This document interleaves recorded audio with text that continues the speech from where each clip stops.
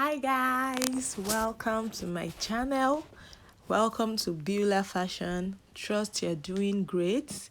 In today's video, we are going to be learning how to make this dress with an halter neck. So make sure you watch this video to the end because it is going to be very explanatory and beginner friendly. Without further ado, please let's get started. So the first thing that I'm going to be doing right now is to fold my fabric. Yes, can you see? I folded my fabric in a triangular form. It's going to be like a flare dress, but it will not be a full flare. So I fold my fabric first in a triangular form like this. Can you see? Then I went ahead to fold it again the second time because I will be cutting the front and the back together. And because this dress is going to have a zip at the back, if you like, you may not put zipper for your own, but for mine, I will be putting a zipper at the back. I'm going to be leaving zipper allowance of about 1.5 inches. So that's the second fold that I'm making. So I'm going to be cutting the front and the back together, but I'm going to be putting a zipper allowance just as you can see in the video. So in total, I folded it into 4 places with a zipper allowance. Just keep watching. The next thing that I'm going to do is to measure my shoulder. My shoulder measurement divided by 2 plus my 1/2 inch sewing allowance. So I'm going to be taking the tape to wherever I want my shoulder measurement to start, where I have enough fabric from that triangular angle. So I'm going to place that tape there. I'll make sure it is enough to cover my shoulder the half of my shoulder measurement and the allowance. So that's what I'm basically doing now. I'm going to draw a straight line across it. After that, I'm going to mark my bust point from my shoulder to my bust point. That is the next thing I'll be doing. I'm going to take a straight and I'm going to mark a straight line across it. After getting my bust point, I'm going to come up by 2 inches or 1.5 inch. Then I'll rule a straight line across it that will serve as my armhole. I don't know if you are getting what I'm doing right now.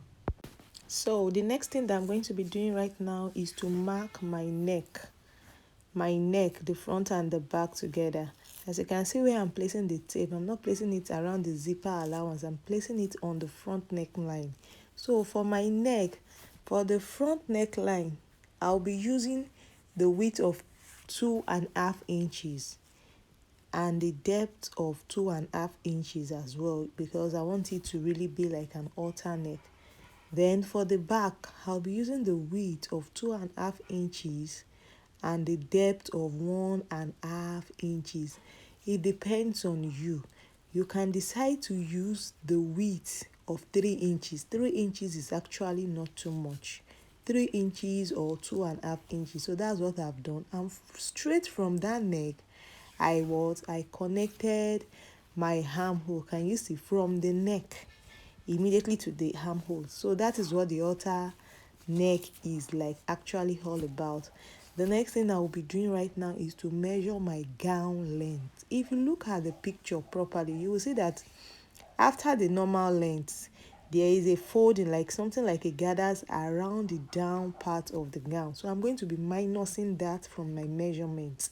For example, my gown length is 40, but I want that ruffle to be like 3 inches. So I'm going to minus that 3 inches from my actual gown measurement. So that's what I did, and I added 1 inch allowance. So I'm going to be adding that other parts later. It will be like a form of a gathers. So I've gone ahead to measure my gown length. So the next thing I'm doing right now is to cut it out. If you watch how I measure the gown length, I measured it in a form of a flare form, so that it's going to give that flare effect. So that's what I'm basically doing right now. Just keep on watching the video. Lest I forget, on that armhole line and the bust point, I measured my bust measurement and I added my allowance and I just curved this out and trimmed it. You don't need your waist measurement, you don't need your hip measurement for this dress because it is already a flare dress. Now that's what I've done. If you watch the video now, you will see that in a part the flare did not get to the bottom, so I had to add another material to it. Just keep on watching, guys. I added another fabric to it to form that flare at the front part, or either at the front or at the back part. So that's what I'm actually doing now. I'll go ahead and sew it and give it a good press, then trim it out later. The next thing I'm going to be doing right now is to fix my zip at the back. But before then, I'm going to sew in my zipper allowance. I'm going to sew it till I get to the bottom of the dress, and I will leave like 2 inches at the bottom so that it will be easy for me to join the gathers. So I'm going to sew in my zipper. I'll fix my zipper first. Then I have this white material. Some people use black, but I decided to use white. I'm going to cut them out in a bias form. I'm going to cut them out like 4 or 5 strips of maybe 2 inches. So I'm going to use it to tape the neck, and I'm also going to use it to tape the armhole. So that is what I'm basically doing now. I'm going to use it to tape the neck, and I'm going to use it to tape the armhole. Mind you, you have not joined your shoulder. You haven't joined your shoulder.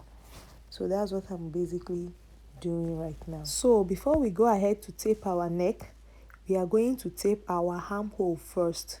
The 4 armhole, the 4 pieces that I cut out, I'm going to use it to tape the 4 armhole first. After taping the armhole, then we will go ahead and tape the neck. So that's what I'm basically doing now. We are almost done with the dress. That is what I'm basically doing now. I'm going to tape the armhole, and when I'm done, I will show us what it looks like. Then we'll go ahead and tape the neck. As for the neck, we are going to be using only one piece of fabric to join both the front and the back neck. So the next thing I'm going to be doing now is to still cut that same white fabric. I'm going to cut it. The width will be like 2 inches, but you know it will be on fold. So that will be like 4 inches in total, or 3 inches in total. So that when you fold it, it will become 1.5 inch. So that's the width. Then the neck, you are going to measure around your neckline to get the neck of the fabric. For mine, I had 13 inches when I measure around my neckline, and I added 1 inch sewing allowance. 1 inch sewing allowance to it to make it 14 in total. So I'm going to go ahead and sew on the 2 edges of the fabric that I cut. Then I turn it back inside. Then I notch the middle of that fabric, the collar, and I also notch the middle of my front neckline. I will notch the middle of the middle rather, facing the middle. I'm going to start from the middle. Then I will start sewing. When I get to the shoulder area, you remember that we did not join our shoulder. When I get to the shoulder area, I'm just going to make it kiss each other. The 2 shoulders, I'm going to place them very, very close to each other, or overlap it a little bit, then continue sewing the collar on it till I get to the back around the zip. I will move on to the other side as well, and I'll sew it that way. Just keep watching the video, you will get to understand what I'm trying to say. So after that, I'm going to cut out my belt, as you can see in the picture. After cutting out my belt, the next thing is to cut out the remaining part of the gown. I mean this down part that was gathered. So you are going to cut out you get the circumference of the gown, you measure the gown round, then you can double it by 2 or 3. It depends on your choice. When you measure the gown, the width of the gown, then you will cut out the remaining parts. You can make it 2 or 3 times 3, so that you'll be able to gather it properly. If you've watched this video to this point, I want to say a very big thank you to you. And if you have any questions, please kindly drop your questions at the comment section, and don't forget to subscribe. Thanks for watching, and I'm going to see you in my next video. Bye.